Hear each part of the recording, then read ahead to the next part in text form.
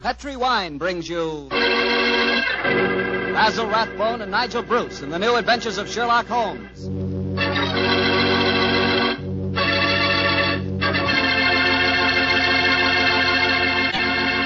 The Petri family, the family that took time to bring you good wine, invite you to listen to Dr. Watson tell us another exciting adventure he shared with his old friend, that master detective, Sherlock Holmes. And I'd like to talk about an adventure myself, an adventure in good eating. It begins with a good wine, Petri California Sauterne. You just serve that Petri Sauterne the next time you have fried chicken. You like fried chicken? Cooked so it's crispy and a beautiful reddish gold color on the outside and just as tender as all get out on the inside. Ah, that's chicken. But wait till you try it with Petri Sauterne. That's a wine. That Petri Sauterne is a pale, delicate golden color. You can just look at it and you know it's going to be one of the most delicious wines you've ever tasted, if not the most delicious. Petri Sauterne is not only wonderful with chicken, it's great with fish or any kind of seafood, too. Get a bottle of Petri Sauterne. When it's a Petri wine, it's a good wine.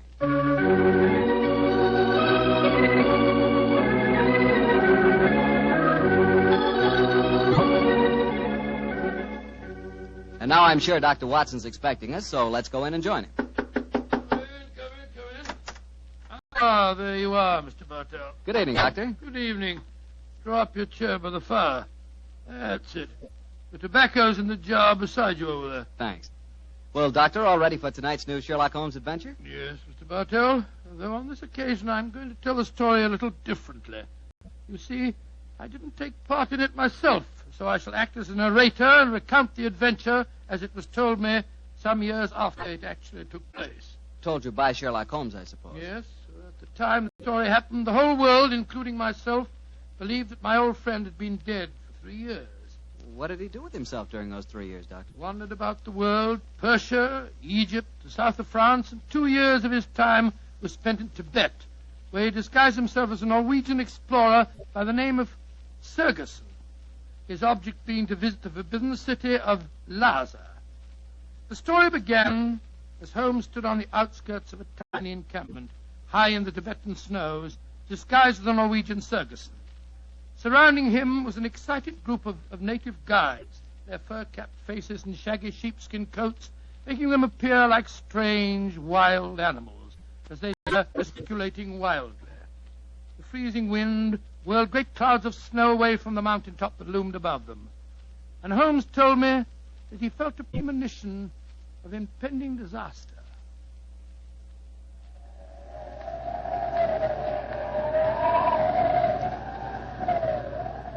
Sir, my men will go no further. They say the goddess of the mountain is angry. If we climb further, she will swallow us up. She will bury us. But we cannot go back now. We have come so far, 1,000 feet, 800 feet higher. We shall reach the pass.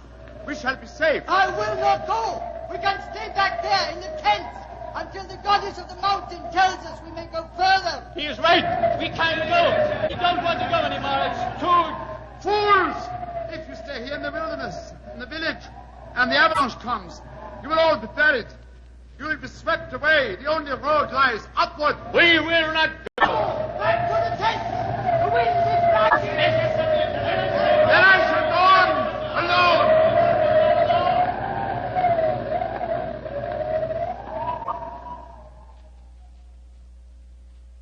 alone. Holmes was the only one who survived. He struggled up the pass that led to safety, the icy gale whipping round him in a frenzy. A few moments after he reached the top, the avalanche occurred. The tents, the guides, and all their equipment were buried beneath hundreds of feet of hurtling, thundering snow. The way behind him was closed. He could only forge ahead. Alone, unaided, he descended the path that led to the plateau beyond. But the goddess of the mountain was still angry. Through the knifing wind and snow he battled on, without food and without, as he told me later, much hope. Even Holmes was helpless in that battle of man against the elements. What happened in that 36 hours he never really knew, except that the wind howled and the driving snow slashed at him without mercy. Finally, his mind began to wander, and he became delirious.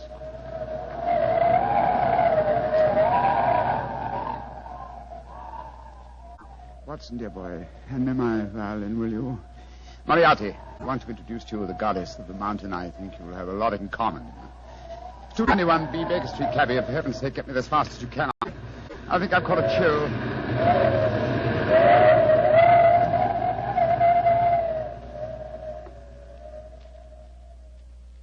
Though his mind was wandering, its strength combined with instinctive urge for self-preservation must have kept him on his feet. But finally he returned to normal consciousness to find himself jogging along a rough road in a primitive cart drawn by 2 oxen. The sun shining on him, and a white girl feeding him warm broth from a cup.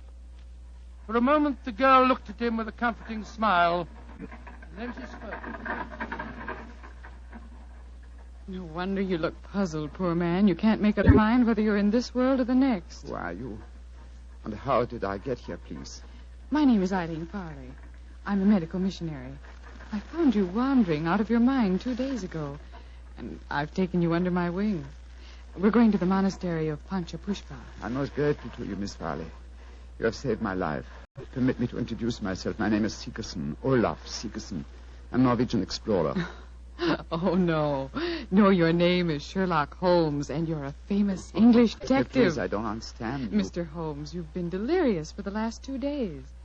In your ravings, I was delighted to learn that the great Sherlock Holmes did not die 2 years ago at the Reichenbach Falls. I can see that further simulation is useless, my dear young lady. However, I must implore you to keep my secret. It's essential that for a while longer the world continues to think me dead. You don't need to worry, Mr. Holmes. I'm a great admirer of yours, and I promise that no one will ever learn your secret from my lips. Try drinking a little more broth. You're dreadfully weak. Thank you so much. Help me, please. Please, to give me help. Another white man travels the road to Panchapushpa. Stop the cart! You need help? Stop! My own cart has broken the wheel. You are going perhaps to the monastery of Panchapushpa? We are. Good. Fyodor Dmitrievich Borodin, Imperial Russian envoy, will travel with you. Please to make room. Спасибо. Well, really? Remember my secret. The cart may proceed. Понимаешь? Your name, please, young lady. Eileen Farley. I'm an American medical missionary. I do not approve of missionaries, but you are very beautiful. So Borodin will forgive you. Who's this mujik lying on the floor? He looks half dead. I am half dead, Господин Borodin. My name is Sigerson. I am Norwegian. What is a Norwegian doing in Tibet? I have been exploring the mountains. And what, may I ask, is a Russian doing in Tibet, Господин Borodin? What is a Russian doing? You shall see, my friend. To Holy Mother Russia shall belong Tibet. But now let us be gay. We have some hours ahead of us. You like vodka, Miss Farley? I'm afraid I don't drink. Borodin will teach you to drink. Then he will sing you songs of his native Russia. We shall be happy. Ay, chiki, chiki, chiki, gor, vashni, more, diastri. Singing. Holmes told me that every note jarred his aching, weary head. After a few hours, the strangely assorted trio arrived at the gates of the monastery. An edifice, as Holmes told me, of great antiquity and of breathtaking beauty, and built in the shadow of a giant mountain. He was fed and bathed, and shortly afterwards he found himself together with his 2 companions in the presence of the head abbot himself, a man of great age and infinite wisdom. The faint chanting of religious music could be heard coming from another part of the monastery. As the old man spoke,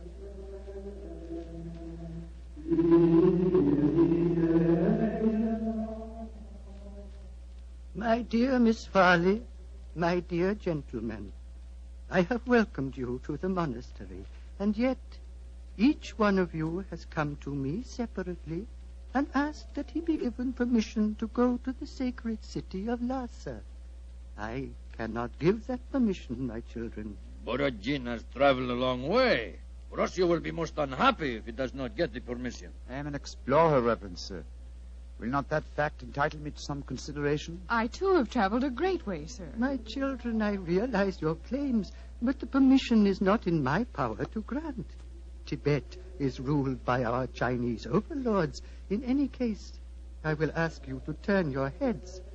gentleman approaching us has preceded you in residence here. He also wishes to tread the road to Lhasa. You have new visitors, I see. Yes, my son. Permit me to introduce you. Sir Harvey Forrester, and this is Miss Eileen Farley. How do you do? How do you do, Sir Harvey? Gospodin Borodin from Russia. How do you do? One cannot travel the world without meeting an Englishman. God we push it, what's it? And Mr. Olaf Sigerson from Norway. God dag, Sir Harvey. How do you do? Please be seated. My children, the Chinese ruler in this province has heard of your presence here. He has announced his intention of visiting you. Before he arrives, I should like to ask you each a question. 4 of you, all from different countries, have traveled here to the mountains of Tibet. At this monastery, I can offer you refreshment, the opportunity of acquiring wisdom and peace. What more do you seek in Lhasa? I shall ask you each that question in turn. You, Miss Farley, what do you seek? I seek the opportunity to bring both God and health to your Tibetan people. And you, Mr. Sigerson? I seek to chart the true course of your mountains, and so to bring knowledge to the world. And you, Gospodin Borodin? I seek to bring about complete understanding between the great peoples of Tibet and Russia. If I succeed, the Tsar and his family may consider turning to Buddhism. Indeed. And you, Sir Harvey, as representative of the British government, what do you seek? I shall not join in this contest of wishful thinking.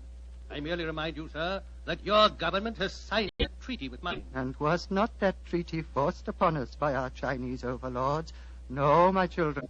You have advanced brave reasons, but I cannot help remembering that the streams of Tibet bear gold nuggets the size of hazelnuts. You foreigners, in your pitiful ignorance, esteem gold. That signals the arrival of Watson, the Chinese emissary. Your problems will soon be settled, my children. I will acquaint him with your request. Why are you smiling, Mr. Holmes? At the name of the Chinese overlord, Watson.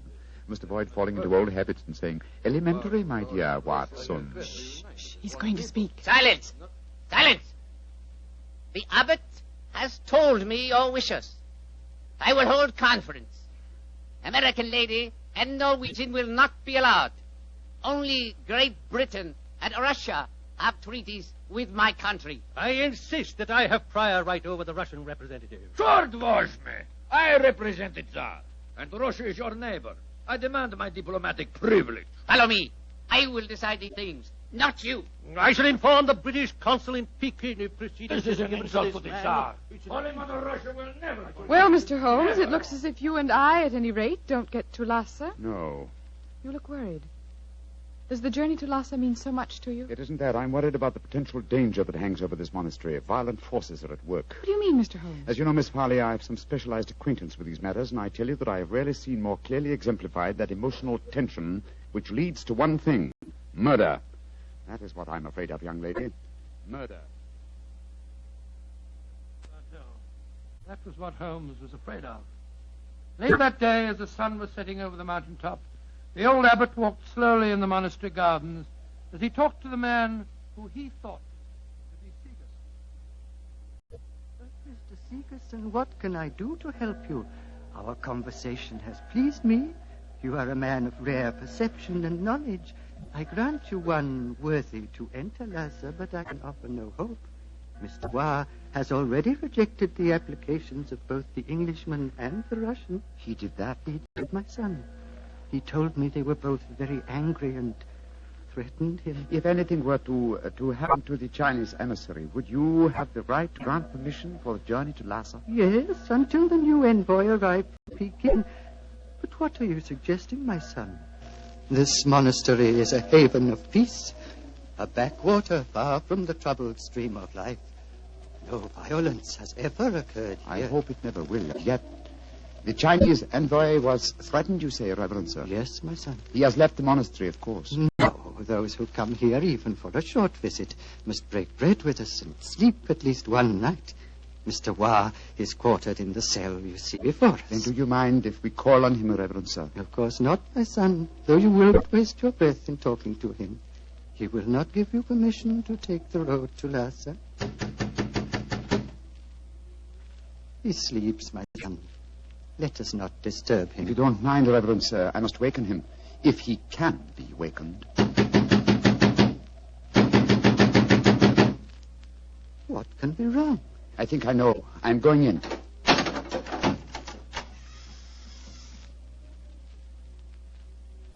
There is your answer, Reverend Sir. He is dead. Yes, sir. Strangled with his own cue. The poor, misguided man has taken his own life, my son. No, sir. Look at those marks on his shoulder. He has been murdered. But what are we to do? As it happens, Reverend Sir, I've had a certain amount of experience with these matters in my own country. If I were to produce the murderer for you with certain proof of his guilt, would you authorize my going to Lhasa? Yes, since for a few days that permission is mine to give, I will grant it. You fill me with a strange confidence, but how will you find this taker of life? I can't tell you now, sir, but I shall find him. All that I require is a little assistance from you, sir. Of course. What is it? Let us both leave the cell, post a guard here, and give him strict orders that no one is to enter unless accompanied by me. Very well. But, my son, where are you going? Before very long, sir, I hope to be on my way to Lhasa.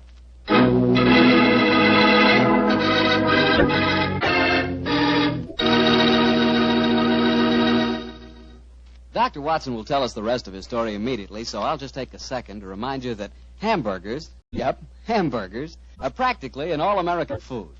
We all love a good hamburger, but wait till you taste a juicy hamburger together with a glass of Petri California Burgundy.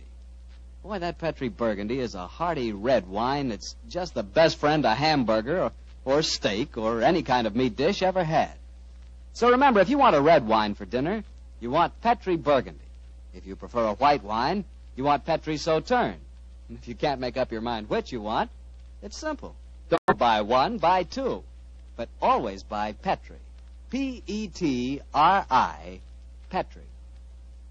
Well, Dr. Watson, it seems to me that Sherlock Holmes was in a tough spot. There he was, thousands of miles from England. A murderer was running loose. Holmes was in disguise.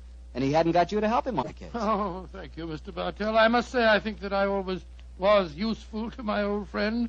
But I wasn't there. So this time he enlisted the services of Eileen Farley, the American girl. Immediately after he'd left the cell of the murdered man, he'd gone to Miss Farley and told her of the tragedy. As they returned to the scene of the crime, he found that his instructions had been carried out and that a guard was barring the entrance to the dead man's cell. There's a guard in front of the cell. My instructions. The abbot gave you your orders. Yes, you may go in. Please close the door behind us. I'm sure your nerves are up to this, Miss Farley. It's not a pretty sight. I've seen sudden death before, Mr. Holmes. In any case, I would dare appear frightened. I'm so flattered that you asked me to help you. You were the only one who knew my true identity. That's why I suggested you take my old friend's place. I needed, what shall I say? I needed a sounding board for my deductions. Wait a minute, here. I'll light a match. There we are. Now, here's a candle. Oh! I warned you it wasn't a pretty sight. Hold the candle, will you please, Miss Farley? Thank you. This isn't hard to reconstruct. Killer stood behind his victim, held him by the left shoulder. So, wound his cue around his neck and pulled back. Yes. The marks are self-evident. Hello. What's this on the floor at his feet? A cigarette. Dropped as it was burning, I should think. And now it's nothing but ash. Exactly, ash. Now, which of the visitors at the monastery smoke cigarettes? Yourself? The Russian? And Sir Harvey, the Englishman. I think we may justifiably omit myself from the list of suspects. So that narrows us down to two. Look, Miss Farley. What is it? There are clear traces here to the naked eye, not only of tobacco ash and paper, but of cardboard. But what does that signify, Mr. Holmes? The case is nearly solved. Come on, young lady. We must pay a visit to Borodin's cell at once.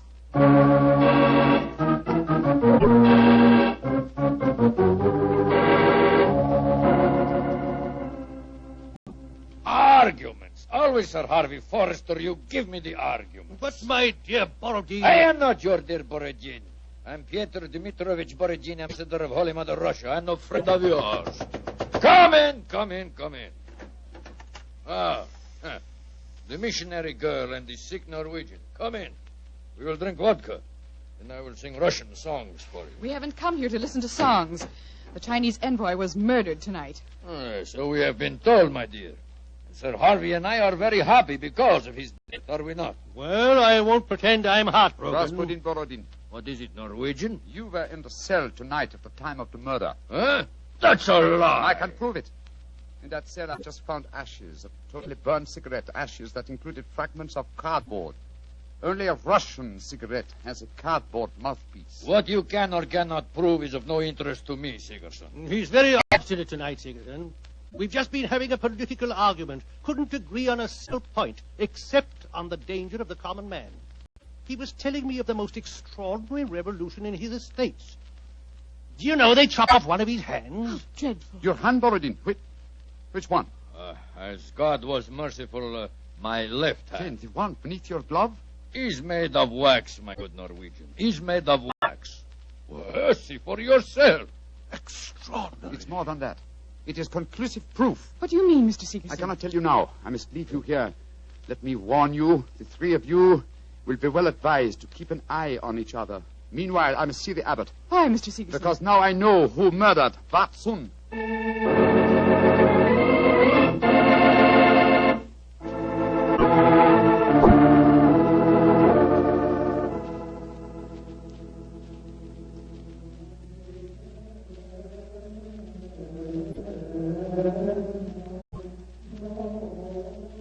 The pink fingers of dawn are stealing across the mountaintop, my son.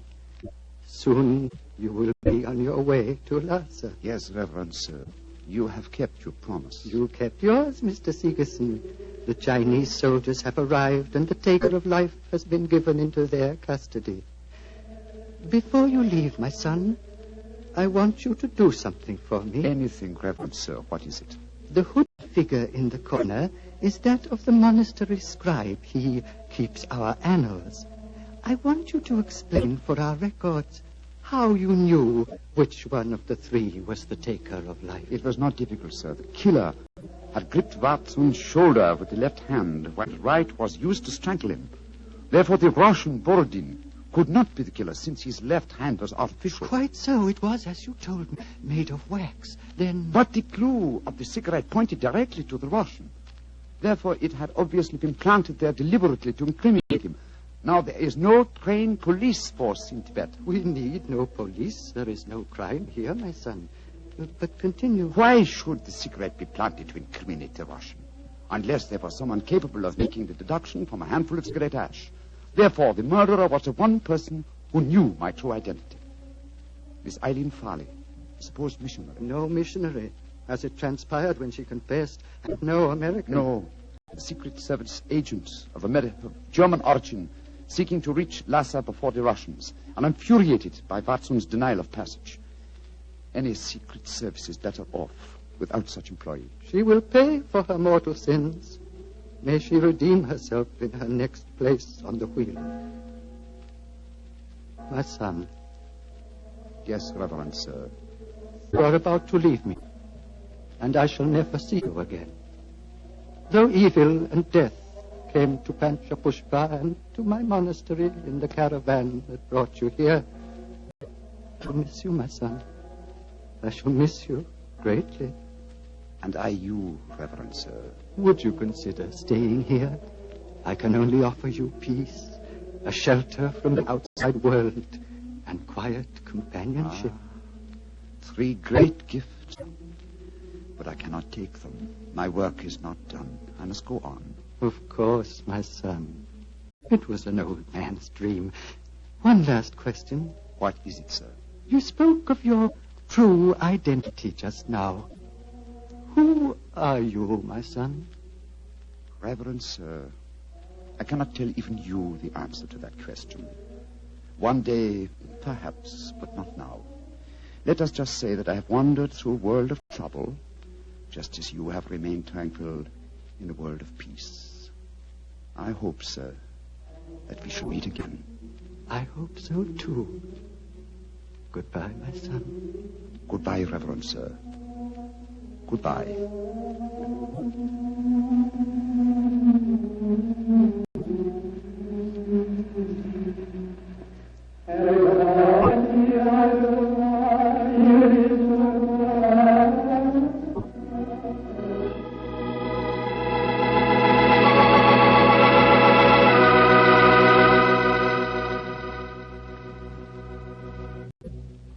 Doctor, that was really an unusual story. You told it so well, I felt you were actually a part of it. No, my boy, as I said, the story was told me by Holmes. I've never been to Tibet. Been to India, of course. I never really wanted to go to Tibet. Horrible mountains, terrible weather, lots of bandits on the roads. Sort of a dangerous place. Doctor, you're not afraid of danger, are you? 10 years ago, Mr. Bartell, a question like that would be an insult. Today I realize that all of us, unless we're stupid, have some fear of danger. I would say that I'm definitely not a coward, nor am I a thrill seeker, but I've done with searching for something new. Me too, Doctor. I'm through searching for something new also. Now that I've found Petri wine, I'm going to stick to it. Mr. Bartell, no matter what we talk about, when you say it, it always sounds like Petri wine. Well, why not? I can't think of a more delicious wine. And no wonder. The Petri family has been making the fine Petri wine for generations. Ever since the 1800s, they've handed on down from father to son, the fine art of turning luscious, sun-ripened grapes into fragrant, delicious wine. And because the making of Petri wine is a family affair, you can rest assured that the Petri family takes pride in doing a good job. They won't put that name Petri on any wine that isn't up to the high Petri standards. Yes, if it's Petri wine, you know it's good wine. Because Petri took time to bring you good wine.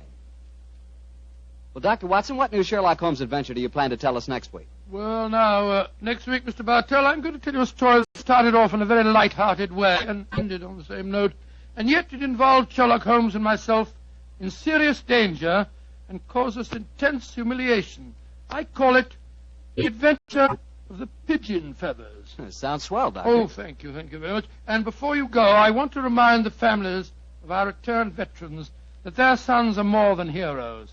They not only fought bravely, but in the armed forces they acquired new skills, learned or bettered themselves in some trade or furthered their education. Our men have returned with a new maturity and a new wisdom. They'll be more valuable to past or to future employers and more valuable to their country. The greatest assets America has at this moment are her veterans. Remember that. Good night.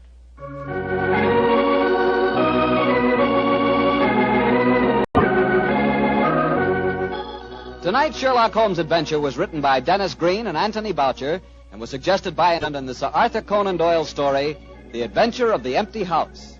Music is by Dean Foster. Mr. Rathbone appears through the courtesy of Metro-Goldwyn-Mayer, and Mr. Bruce through the courtesy of Universal Pictures, but now starring in the Sherlock Holmes series.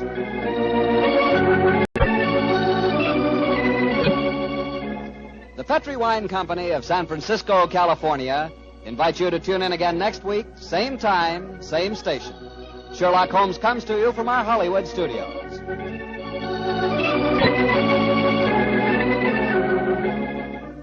This is Harry Bartell saying goodnight for the Petri family.